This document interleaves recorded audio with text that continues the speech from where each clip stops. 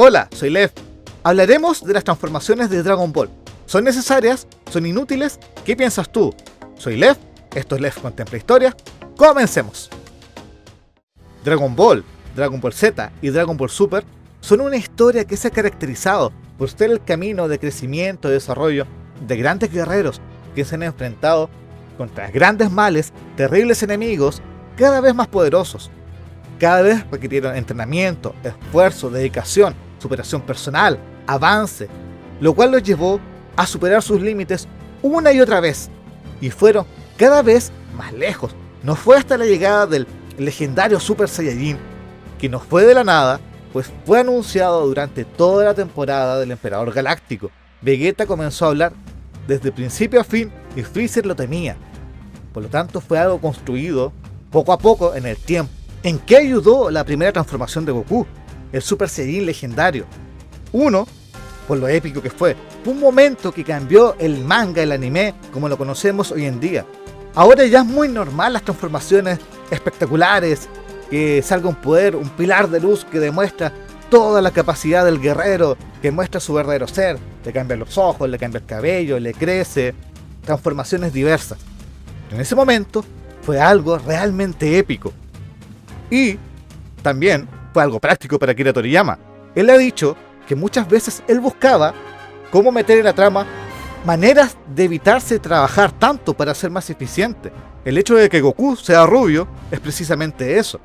Como el manga es blanco y negro, si es rubio, no se debe colorear el cabello. Y eso hacía más eficiente el trabajo para los ayudantes. Eso lo dijo muchas veces nuestro querido Akira Toriyama. Y 3, también muestra en parte la evolución del personaje. Goku, efectivamente, cuando era niño, era más desatado, pero cuando fue entrenado por Kamisama y Mr. Popo, cuando mostró este crecimiento, esta madurez, ya era mucho más calmado. De hecho, es muy normal que Goku perdone a sus enemigos. Pero con la muerte de Krillin, se desató una ira que no conocía, una ira sin límites. Su mejor amigo, el que había estado ahí en los momentos más difíciles, el cual lo había apoyado y el cual ya había sacrificado su vida por salvarlo, pues Tambori, cuando lo eliminó, era porque Krillin quería proteger a Goku. Y esto fue una ira de otro nivel. La primera vez sabía que las esferas del dragón, esa ayuda, ese Deus Ex Machina que habían utilizado tantas veces, ese deseo que lo iba a salvar todo, ya no era parte de la ecuación, pues Krillin ya había sido revivido y las esferas podían revivir una sola vez. Por lo tanto, esa ira, ese descontrol, lo volvió loco, y eso abrió las puertas para su verdadero poder, la transformación del Super Saiyajin, la cual le daba 50 veces más su fuerza, multiplica su poder base por 50. Goku en ese momento tenía 3 millones de poder de pelea aproximadamente, y Freezer en su máxima forma 120. Por lo tanto, con los 150 millones de poder que tenía, acabó con el malvado Emperador Galáctico. Pero también, ¿qué simboliza? Muestra esa ira contenida que se liberó. Era un Goku desatado, que era mucho más cruel, y a pesar de su crueldad, a pesar de su ira, también le dio la oportunidad a Freezer de redimirse, y este no la tomó. Pero Goku seguía siendo él, pero con una parte más violenta.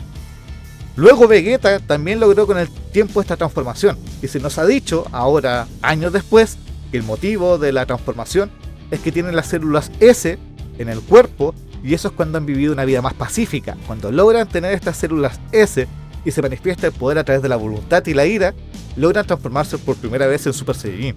Muchos critican de que son demasiado poderosos los personajes de Dragon Ball, que va a llegar un momento que van a estornudar y van a destruir galaxias. Es demasiado a nivel y no tiene sentido, dirían algunos. Pero es parte de lo épico que es la historia. Y no es la historia que hemos tenido personajes más poderosos. Hay otras series que se convierten en seres conceptuales de la naturaleza, parte del universo mismo, creadores de universos y multiversos. Sí, las batallas están a otro nivel.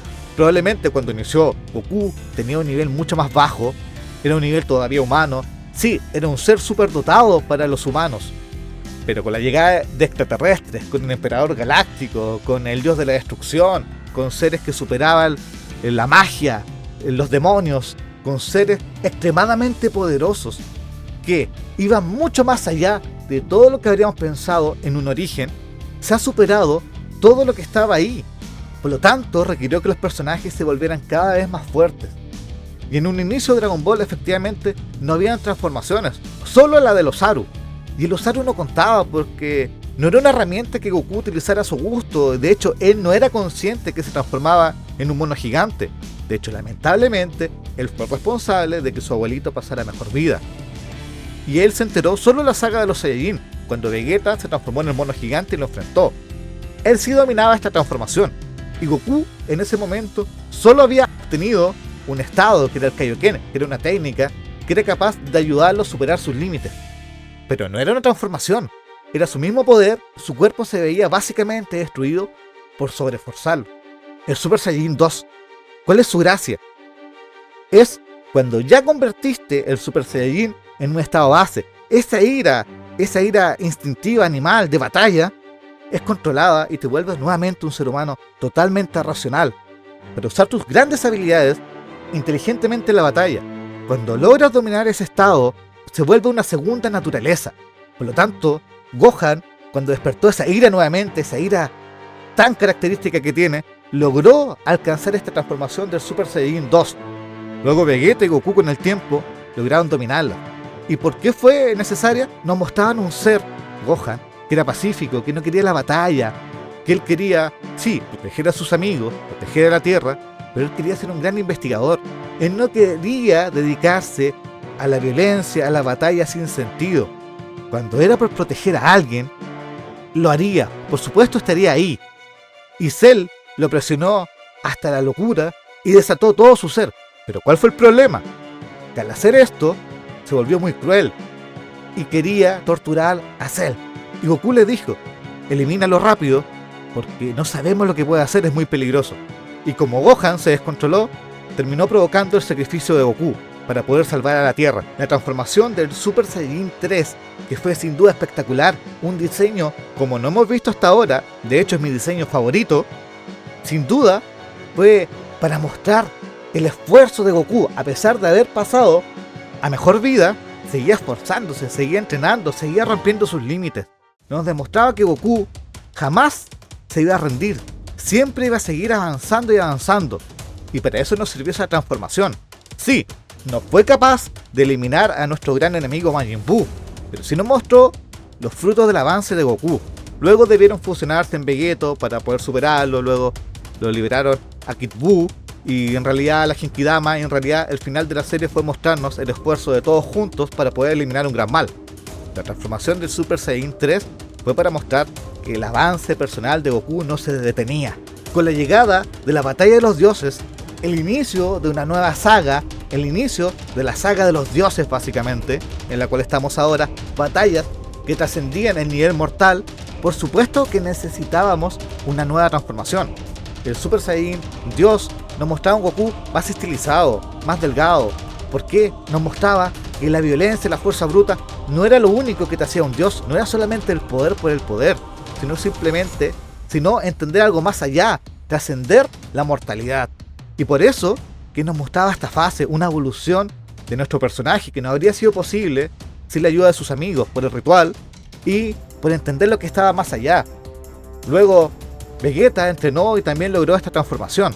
Y con la llegada de la resurrección de Freezer, nos mostraron otra transformación realmente espectacular, el Super Saiyan Blue. Porque en realidad el Super Saiyan Blue es una transformación que mezcla el poder mortal con el poder divino. ¿Por qué? Porque es su naturaleza Saiyajin. Básicamente lo explican. Es un Super Saiyajin que alcanzó el nivel de un dios que logró convertirse en un Super Saiyajin. Nos explican que es un Saiyajin que alcanzó a convertirse en un dios. Y en ese estado divino logró convertirse en un Super Saiyajin. Por eso que es básicamente igual. Porque es eso, es el Super Saiyajin, pero con poderes divinos. Y eso nos llevó a que siguieran evolucionando y controlando su poder. Al principio no podían, se les escapaba mucho poder. Y nuevamente el control, el espíritu, dominarse a sí mismo, superarse como guerreros, nos mostró el avance que tuvieron. Y de hecho, tomaron dos caminos. Y me atrevería a decir que Goku tomó el camino equivocado, forzando su cuerpo hasta el límite, utilizando el Kaioken en su Super Saiyan Blue, lo cual lo destruía mucho. Y de hecho, Whis dijo, era la manera incorrecta.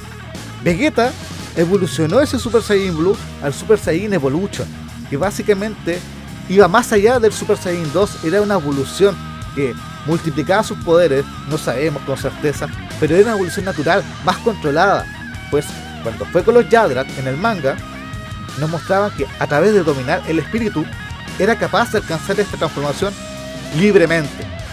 Luego por supuesto, las transformaciones de las doctrinas de los dioses, el Ultra Instinto, el cual era la culminación del entrenamiento de Whis. Dominar el espíritu, dominar el cuerpo, entender que se moviera naturalmente. Entonces, estas fases nos han mostrado la evolución psicológica y física de nuestros personajes. Ha sido un camino largo de esfuerzo y dedicación en cada momento para superarse a sí mismo.